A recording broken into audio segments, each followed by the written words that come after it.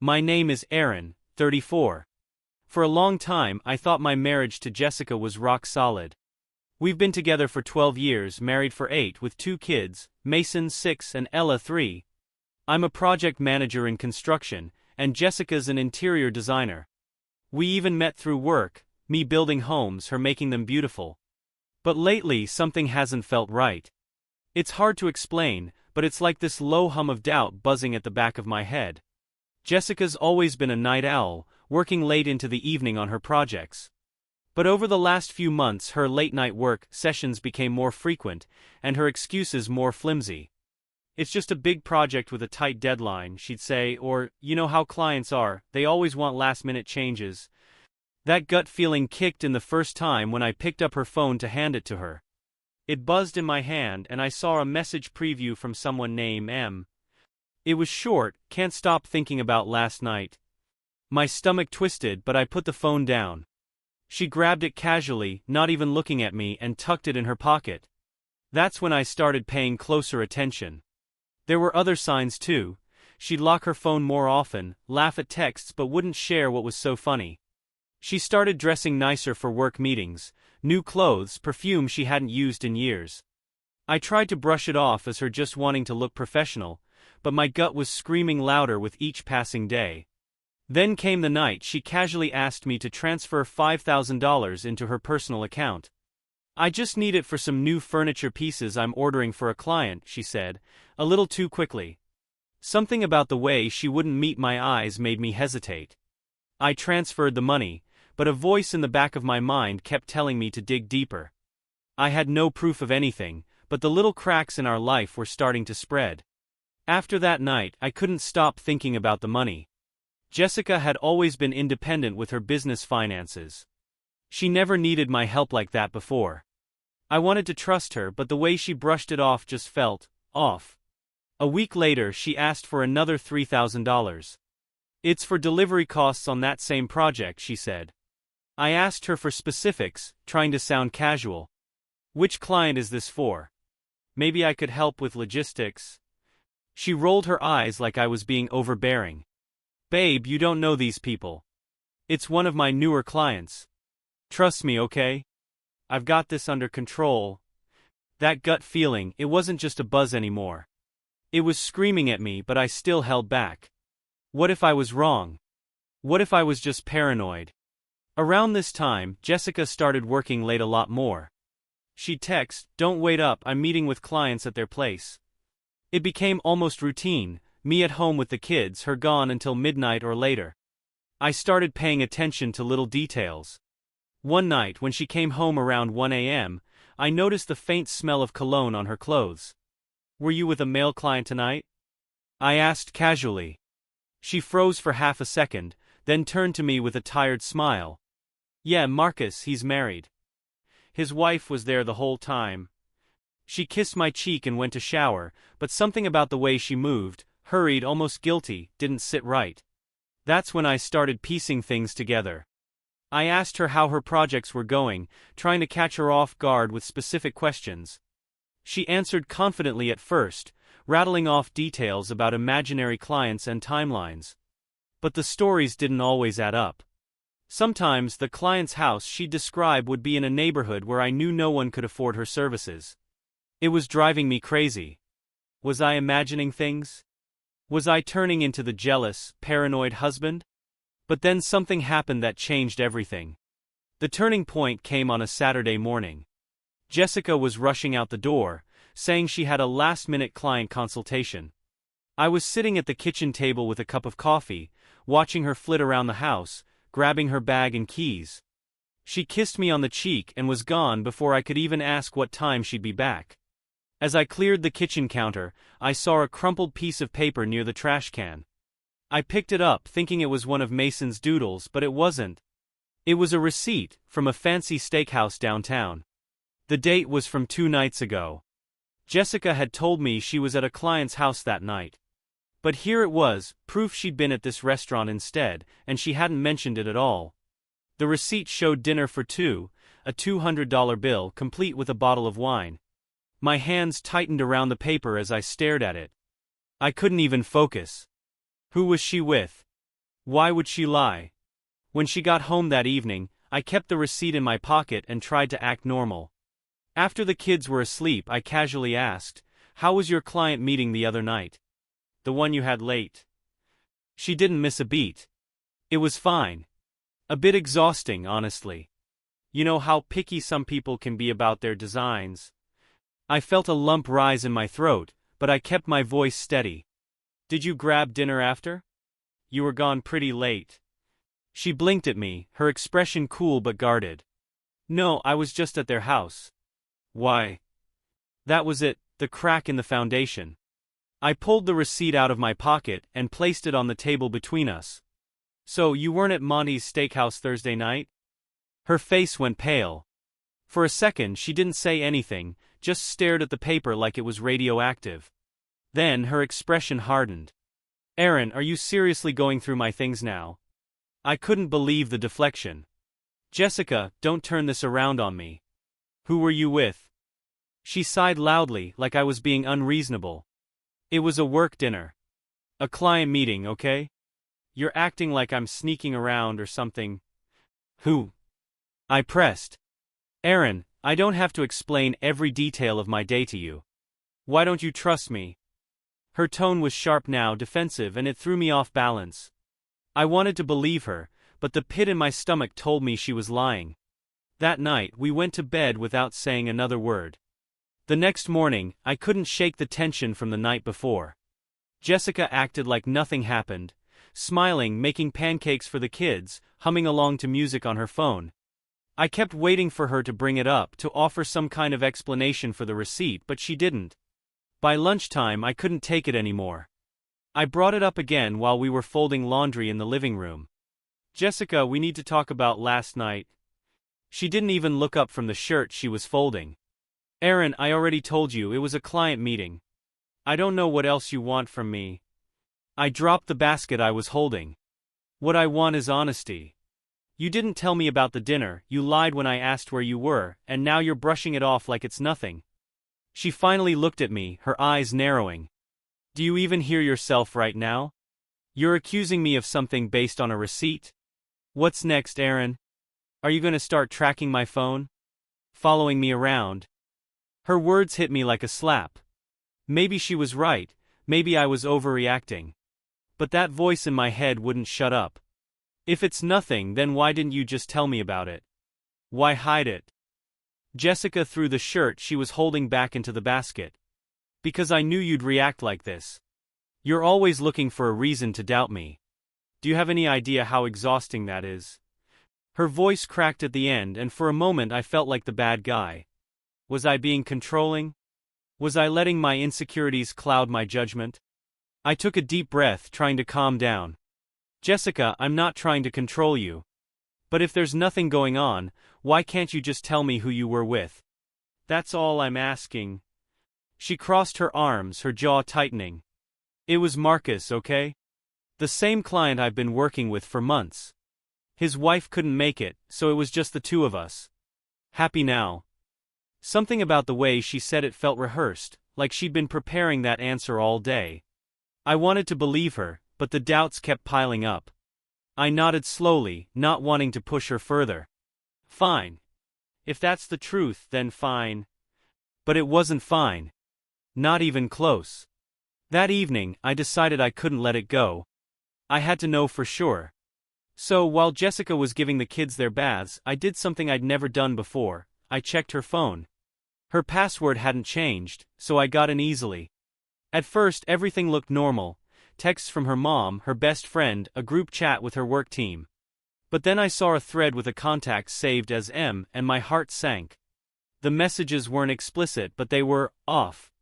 "M, can't wait to see you again. Last night was amazing. Jessica, same here. I'm already looking forward to the next time. M, think Aaron suspects anything? Jessica, no. He's clueless. Just don't text too much, okay?" My hands started shaking. I scrolled up, reading more of their exchanges. There were flirty comments, inside jokes, mentions of meeting up and stealing moments. Nothing outright confirmed an affair, but the tone was unmistakable. I barely heard Jessica come into the room behind me. "What are you doing with my phone?" Her voice was sharp, and when I turned to look at her, her expression shifted from confusion to fury. I held up the phone, the conversation with M still on the screen. "Who is this? Who the hell is M?" Jessica froze, her face going pale. "Aaron, give me my phone." "Not until you tell me the truth." My voice was louder than I intended, but I couldn't stop. "Who is this? Is this why you've been lying to me? Why you've been sneaking around and asking for money?" She lunged for the phone, but I stepped back. "Stop. Just tell me the truth, Jessica." Her eyes filled with tears, and for a moment I thought she was going to break down and confess. But instead, she crossed her arms and glared at me. "You're insane. I can't believe you're invading my privacy like this. I don't even know who you are anymore." "Don't turn this around on me," I snapped. "I'm not the one sneaking around and lying. You don't even deny it, do you? You won't even try." She didn't respond, just stared at me with tears streaming down her face. I couldn't take it anymore. I grabbed my jacket and left the house, slamming the door behind me. As I drove aimlessly through the neighborhood, a million thoughts raced through my mind. What if I was wrong? What if M really was just a client? But deep down I knew the truth. The woman I loved, the mother of my children, was lying to me. And I was going to find out why. I didn't go back home that night right away. I parked in an empty lot by a strip mall and sat there, staring at the steering wheel. My hands were still shaking from the fight, my mind racing. The messages, her defensiveness, the lies, it all pointed to the same conclusion, but I didn't want to believe it. After sitting there for what felt like hours, I realized something: I needed proof. Real proof. No more second-guessing myself, no more what-ifs. If I confronted Jessica again without solid evidence, she'd just twist the conversation like she did before. That's when the idea hit me. A private investigator. I'd heard about PIs from TV shows, but I'd never considered hiring one in real life. It felt extreme. But desperate times, right? I pulled out my phone, searched for local investigators, and found one with good reviews. His name was Sam, and when I called, his voice was calm and professional. "Sam's Investigations. How can I help you?" Hi. My name's Aaron," I started, stumbling over my words. I think my wife might be cheating on me." There was a pause on the other end. "I'm sorry to hear that. Why don't you come by the office tomorrow? We can talk about it in person." The next morning I left the house early, telling Jessica I had an on-site meeting for work. She barely acknowledged me, still sulking from our fight. I didn't care. I drove to Sam's office, a small, unassuming place in a strip of offices downtown. Sam was in his late 50s with a weathered face and kind eyes. He invited me into his office and listened patiently as I spilled everything. The late nights, the money transfers, the restaurant receipt, and the texts from M. When I finished, he nodded. "You're not crazy," he said simply. "Your instincts are telling you something's wrong, and you've got enough red flags here to justify looking into it. I'll take the case." I felt a strange mix of relief and dread. Relief that someone believed me, but dread about what he might find. Sam explained how it would work. He'd follow Jessica when she left the house, track her meetings, and document everything with photos and notes. "If there's anything to find, I'll find it," he assured me. The next week felt like an eternity. I went about my day as if everything was normal, but inside I was a wreck. Every time Jessica left the house, I wondered where she was really going. Every time her phone buzzed, I wondered if it was M.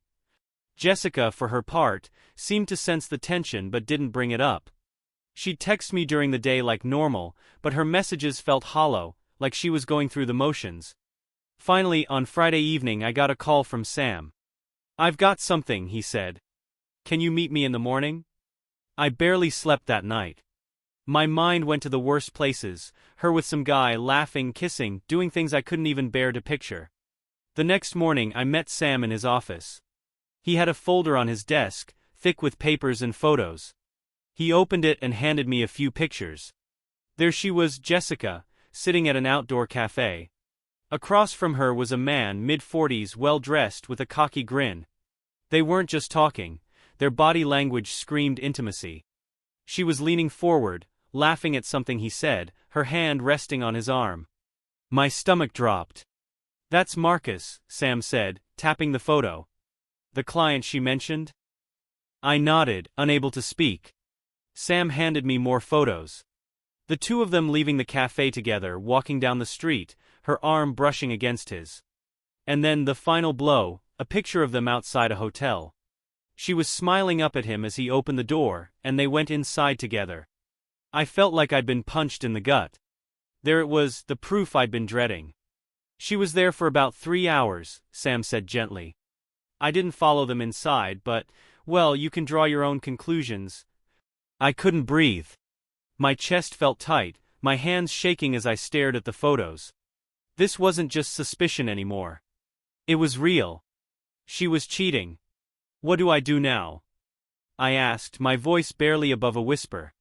Sam closed the folder and looked at me with a mix of sympathy and resolve. That's up to you. But whatever you decide, you've got the truth now. No more doubts. Driving home from Sam's office, I felt like I was in a fog. My mind replayed the photos over and over.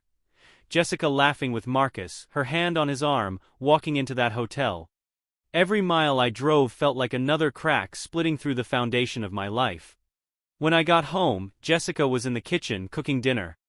Mason and Ella were coloring at the table, completely unaware of the storm brewing inside me. Jessica turned and gave me a smile, one of those practiced, polite smiles she'd been using a lot lately. You're home early, she said, her tone casual. I forced myself to smile back like nothing had changed. Yeah, my meeting wrapped up sooner than I thought. Perfect timing. Dinner's almost ready, she said, turning back to the stove. I sat down at the table with the kids, helping Mason with his coloring while Jessica finished cooking. It all felt so normal, so painfully normal. But now every glance, every movement, every word out of her mouth felt like a lie. That night, as we put the kids to bed, Jessica seemed more affectionate than usual. She leaned in to kiss me goodnight, her lips brushing mine in a way that made my stomach turn. Was she trying to make up for her guilt? Or was this just her keeping up appearances?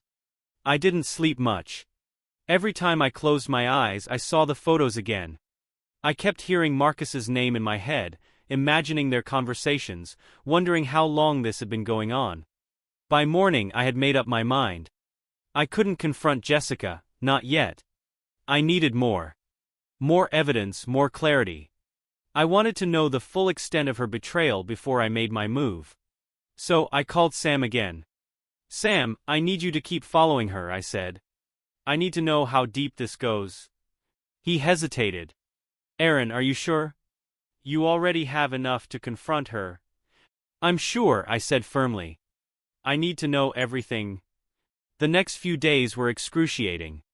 Every time Jessica left the house, I wondered if she was meeting Marcus. Every time her phone buzzed, I wondered if it was him. I couldn't look at her without feeling a mix of anger, sadness, and disgust. On Wednesday, Sam called again. She met with him this afternoon, he said. Same pattern as before, a coffee shop, then the hotel. I clenched my jaw. Did you hear anything? What were they talking about? Sam sighed. I got close enough to catch a few things. They were talking about some trip they're planning. A weekend getaway, it sounds like. A trip. My stomach churned. She wasn't even trying to hide it anymore. Where? I asked, my voice cold.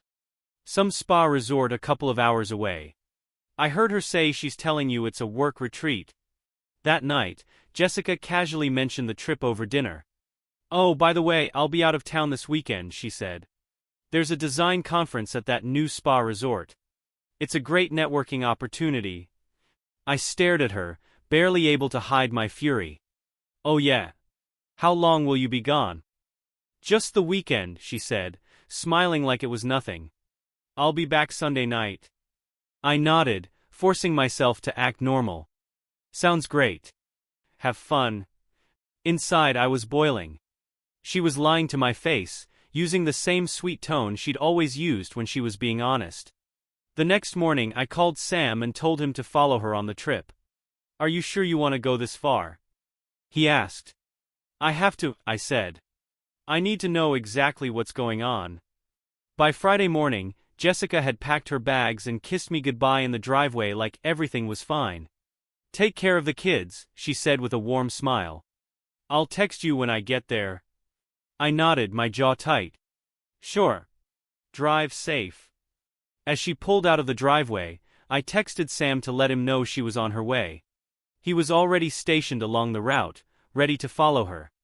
I stayed home with the kids, trying to keep it together. Mason kept asking, when's mommy coming back? I forced a smile and said, soon, buddy. She's just working this weekend. Around noon, Sam called. She checked into the resort. Marcus arrived 30 minutes later. They're definitely together. Hearing it confirmed made my stomach churn. I felt sick, like I was going to throw up. What are they doing now? I asked. Right now they're in the spa area, he said. Holding hands, whispering to each other. I've got photos. I swallowed hard. Keep following them. I need to know everything. The rest of the day was a blur. I couldn't focus on anything. Every time my phone buzzed, I jumped, expecting another update. Jessica texted me around dinner time, made it safely. It's beautiful here. Hope the kids are doing okay. Love you. The audacity of it made my blood boil. I wanted to reply with something snarky, something to let her know I wasn't clueless, but I held back. Not yet. That night, Sam sent me a batch of photos. Jessica and Marcus walking through the resort gardens, their hands brushing against each other. Sitting by the pool, laughing over drinks. And then the one that shattered me, a photo of them on the balcony of their room kissing. There it was. Unmistakable. Undeniable. The next morning Sam called again. They stayed in the room all night. This morning they had breakfast together, then headed back to the spa. I've got everything documented. I thanked him, though my voice was hollow. I didn't even feel like myself anymore. The weight of it all, the lies, the betrayal, it was crushing me. By Sunday evening Jessica was back home, acting as though nothing had happened. She came in smiling, hugged the kids, and kissed me on the cheek. It was such a productive weekend, she said. I can't wait to tell you all about it. I just nodded, playing along. Glad it went well. But inside I was fuming. I had all the proof I needed now, and I was done pretending. I spent all of Monday running through how I'd confront her. I didn't want to yell, and I didn't want to lose control. I wanted answers. I wanted her to know I wasn't some clueless fool she could manipulate anymore. That evening, after the kids were in bed, I told her we needed to talk. She was scrolling through her phone on the couch, looking relaxed, maybe even a little smug. Sure, she said, barely glancing up. I sat down across from her, my hands clasped tightly. How was your trip? She smiled, setting her phone aside. It was great. A lot of networking, some really inspiring talks. I think it'll open some doors for my business. I nodded slowly, staring at her. Sounds productive. It was, she said, leaning back like she had nothing to hide. I reached into my pocket and pulled out the envelope Sam had given me. I placed it on the coffee table between us. Then maybe you can explain these. Her expression froze, the color draining from her face. She stared at the envelope like it was a ticking bomb. What is this? Open it, I said, my voice steady but firm. Jessica hesitated, her hand trembling as she reached for the envelope. She opened it slowly, pulling out the photos. The first was of her and Marcus walking hand in hand through the resort gardens. Her eyes widened and she flipped to the next, a picture of them at the pool, then the balcony shot. Her breathing quickened and she looked up at me, panic in her eyes. Aaron. I can explain. No, I cut her off, my voice sharp. You don't get to explain. You lied to me. You told me you were going on a work trip, but you were with him. Marcus. Your client. I practically spat the word. She started shaking her head, tears welling up in her eyes. It's not what it looks like. I promise, Aaron, please just let me explain. I slammed my hand on the coffee table, making her jump. What part of this isn't what it looks like, Jessica? You lied to my face. You took money from me, you went behind my back, and you cheated on me. Her tears spilled over, and she covered her face with her hands. I didn't mean for it to happen. It just happened, Aaron. I was overwhelmed, and he was there, and what? I snapped, standing up now. And you decided to throw away everything we've built together? To betray me, to betray our family. She sobbed into her hands, but I didn't feel sorry for her. Not this time. How long? I demanded. How long has this been going on?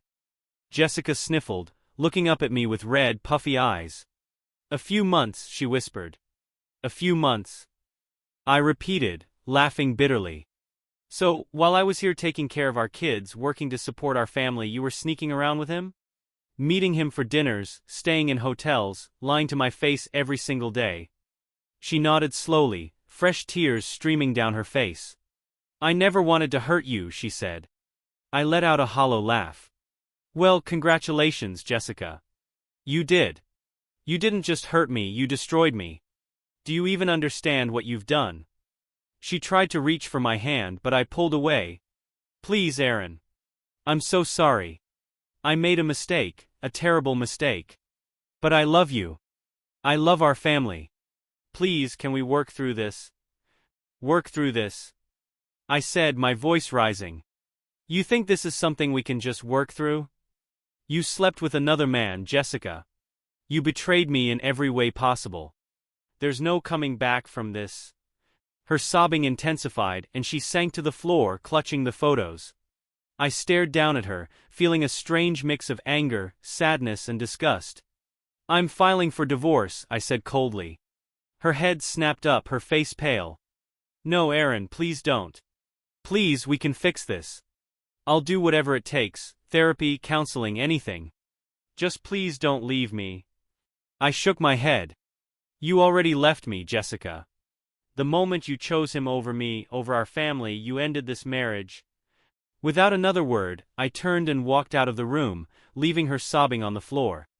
I slept on the couch that night, not because she asked me to stay, but because I needed time to figure out my next move.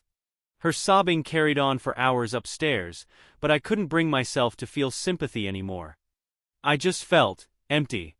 Like a part of me had been scooped out and thrown away. The next morning, Jessica came downstairs, her eyes red and swollen. She looked like she hadn't slept at all. I barely acknowledged her as I sipped my coffee at the kitchen table. We need to talk, she said softly, standing in the doorway. I didn't look up. There's nothing left to say. Aaron, please, she said, stepping closer. We can fix this. For the kids, for us. I'll do anything to make this right. I set my mug down slowly, finally meeting her gaze. You can't make this right, Jessica. You knew exactly what you were doing every time you lied, every time you snuck off to see him. You made your choices, and now you have to live with them. She sank into the chair across from me, tears already forming in her eyes again. I was stupid. I was selfish. But I never stopped loving you, Aaron. I swear. I don't know, I felt lost, and he... Don't, I interrupted, my voice cold. Don't you dare try to justify this. You don't get to blame this on feeling lost. You had a family. You had me. And you threw it all away for him. Her lip quivered, and she buried her face in her hands. I don't know why I did it, she whispered through her sobs. I don't even care about him. It was stupid, meaningless. Meaningless. I said, my voice rising. You call sneaking around for months, lying to my face, and sleeping with another man meaningless? She didn't respond, just shook her head as if trying to convince herself of the same thing. I leaned back in my chair, staring at her. This wasn't the woman I married. The Jessica I knew wouldn't have done this. Or maybe I never really knew her at all. I already called a lawyer, I said after a long silence. I'll be filing for divorce this week. Her head snapped up, panic written all over her face. Aaron, no, please. Think about the kids. Mason and Ella need us together. We can go to counseling. We can. The kids need stability, I said firmly. They need parents who aren't living a lie. And they'll have that, even if we're not together. She reached across the table, grabbing my hand. I'll do anything, Aaron. I'll quit my job. I'll block him. I'll spend every second of the rest of my life proving to you that I'm sorry. I pulled my hand away, the coldness in my chest only growing. It's too late, Jessica. You made your choice and now I'm making mine. For the rest of the day we avoided each other. I stayed in the living room, scrolling through job postings in nearby cities, thinking about how to untangle our lives. She stayed in the bedroom, occasionally coming out to play with the kids, but the tension between us was palpable. That night as I was tucking Mason into bed, he looked up at me with big innocent eyes. Dad, why does Mom look sad?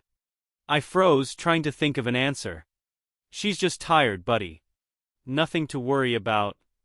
Are you and Mom okay? He asked, his little voice so serious it broke my heart. I forced a smile and kissed his forehead. Everything's going to be okay, Mason. I promise. But even as I said the words, I wasn't sure I believed them. The next day, I decided I couldn't keep this to myself anymore. I called my brother Matt, who's always been my sounding board.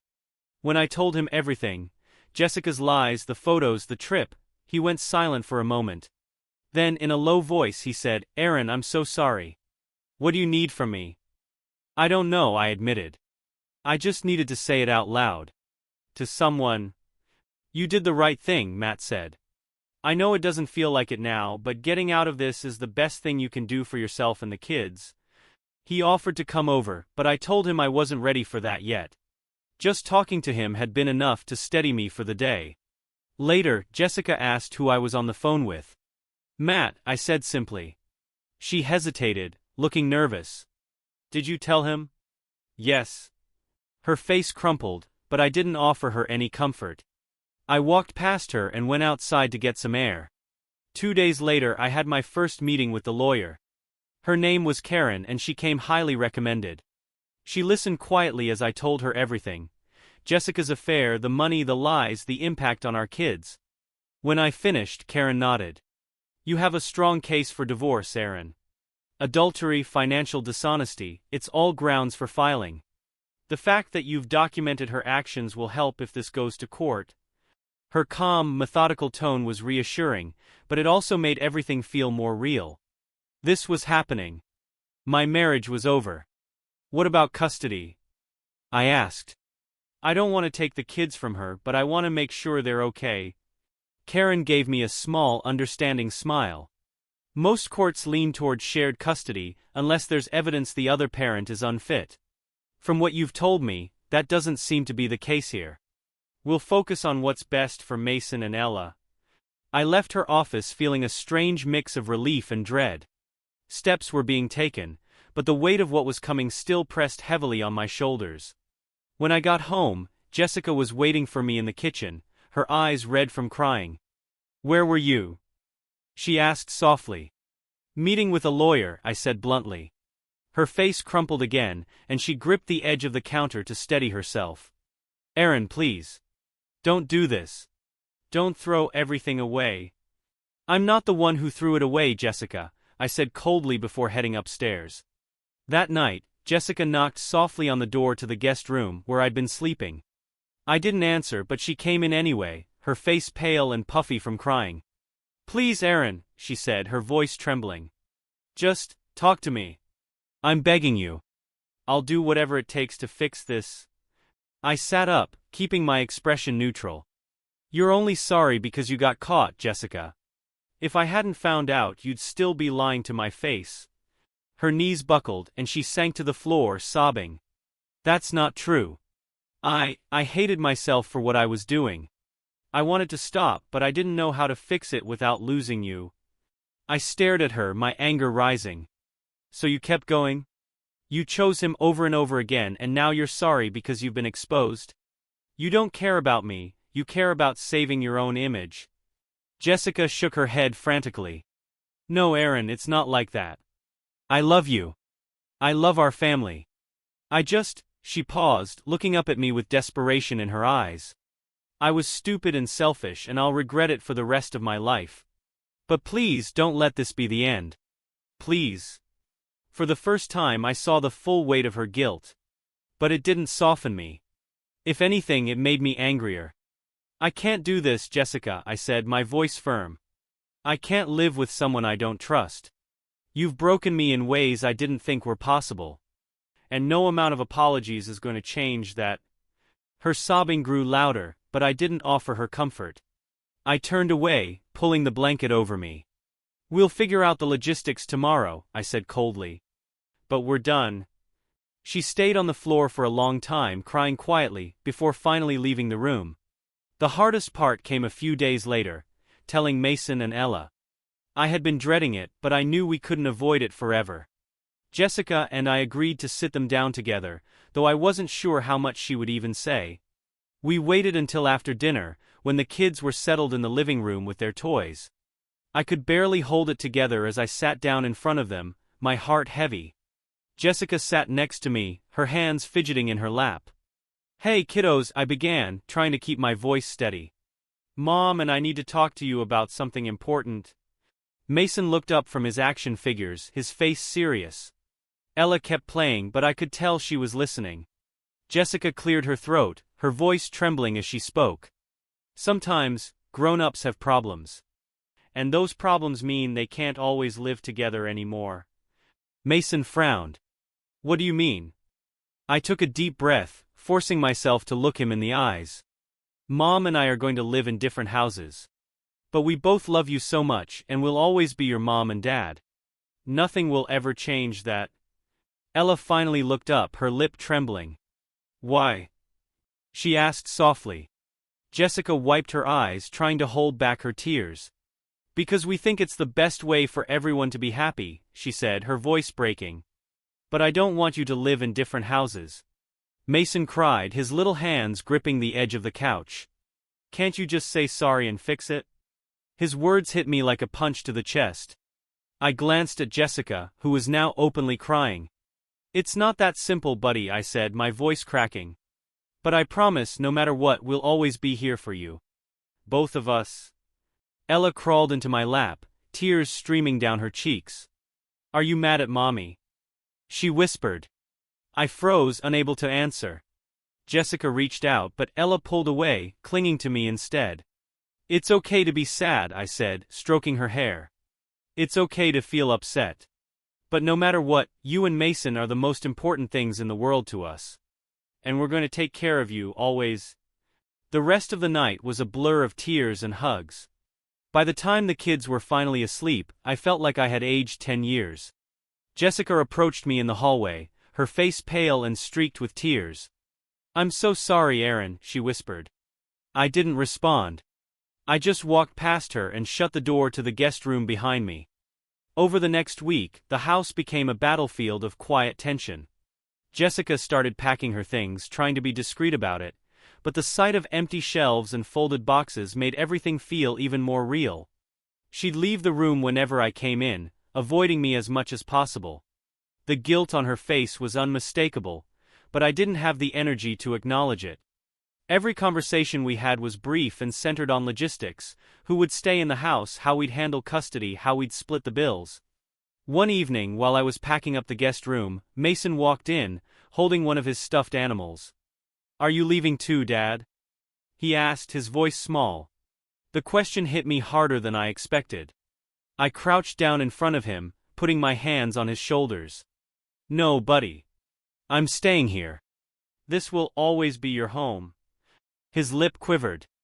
But Mommy's leaving. I nodded slowly. She is. But you'll still see her all the time. She loves you very much, and so do I. He didn't seem convinced, but he nodded anyway, clutching his stuffed animal tightly. I don't want you to go away, he whispered. I'm not going anywhere, I promised, pulling him into a hug. That night, Jessica came into the kitchen while I was cleaning up. I'm moving into my parents' place for now, she said quietly. It's not far, so it'll be easy for the kids to come visit. I nodded, not looking at her. That's probably for the best. She lingered in the doorway, like she wanted to say more. Finally she said, Aaron, I know I've said it 100 times, but I'm sorry. For everything. I set the dish I was holding down, gripping the edge of the sink. I know you're sorry, Jessica. But sorry doesn't fix this. Her voice wavered. Do you think you'll ever forgive me? I turned to face her, meeting her tear-filled eyes. Maybe someday. But not today.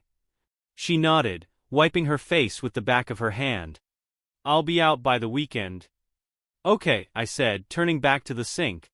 As I scrubbed the dishes, I heard her footsteps retreating, followed by the quiet click of the bedroom door. By Sunday afternoon, Jessica was gone. The house felt eerily quiet without her, but there was a strange sense of relief too, like I could finally breathe again. The kids struggled the first few days. Mason asked a million questions I didn't have the heart to fully answer, and Ella clung to me constantly, afraid I might disappear too. I did my best to stay strong for them, keeping our routines as normal as possible. Jessica called every night to talk to them. I'd hand the phone over, keeping the conversations brief, but I could tell she was struggling too.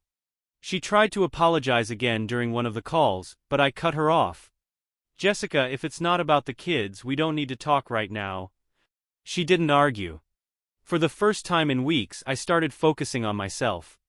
I went back to the gym, threw myself into work, and even reconnected with old friends I hadn't seen in years. Every step felt like progress, no matter how small. One evening, while I was cleaning out the bedroom closet, I came across an old photo album. Flipping through it, I saw pictures of our wedding day, our honeymoon, the first house we bought together. For a moment I felt a pang of sadness, a reminder of everything we'd lost. But then I looked closer and saw how much had changed. The smiles in those pictures felt like a different lifetime, a different version of us. And maybe, in a way, they were. That night, as I tucked Mason and Ella into bed, Mason whispered, "Dad, are we going to be okay?" I smiled, brushing his hair back. "Yeah, buddy. We're going to be okay. I promise." And for the first time in weeks, I actually believed it.